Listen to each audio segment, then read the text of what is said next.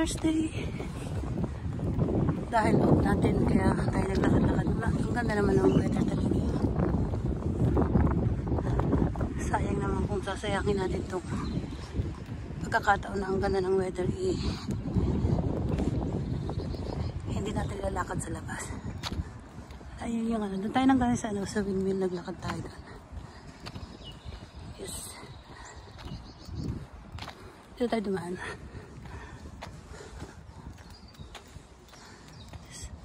Ganda ng weather. Bali magwa 1 PM na ngayon. Ganda.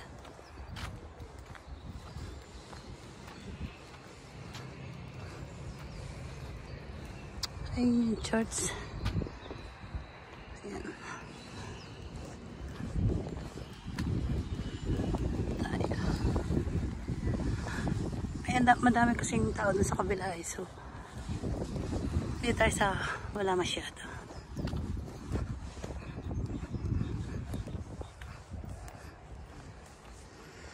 Nice. Tapos yung mga flowers. Nakakatuwa kasi hindi lang naman ako nagbibideo. Nakikita ko yung sila naglalakad. Yung babae. So na-miss natin itong ano na to. Mga krokos dito, hindi tayo nakapaglakad noon nung nag-start ng malaklak ang krokos. So yan, na-miss natin yan. So dito balik tayo.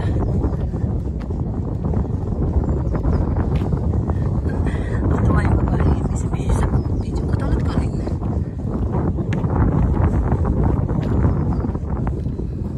So naisipan ko kasing maglakad dahil napakaganda ng weather, tapos off tayo ngayon. And then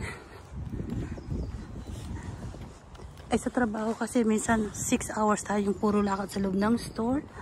Minsan naman ang pinakamababa ay 4 hours, pero nilalakad ko pa rin naman yun papunta doon at saka yung pabalik. Ang ganda ito, mga yellow.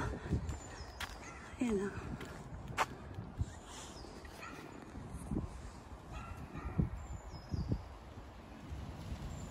Meron din ako niyang konti sa loob ng sa may garden ko.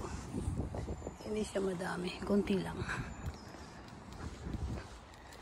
So ayun, ito naman yung mga pink. Wow. Ayan, ang ganda. Ito pink na to. Maliliit. Ang cute niya. Ayan. So meron tayong kasunod. So i-off natin maya maya. Katuwa naman. Ayan. Tapos iikot tayo dito. Hindi natin kukunan yung mga naglalakad, syempre. Nakakatuwa. So, ayan. Parang gusto kong kunin yung yellow flowers. Doon galing tayo kanina doon. So, off natin at tayo ay punta doon sa kabila.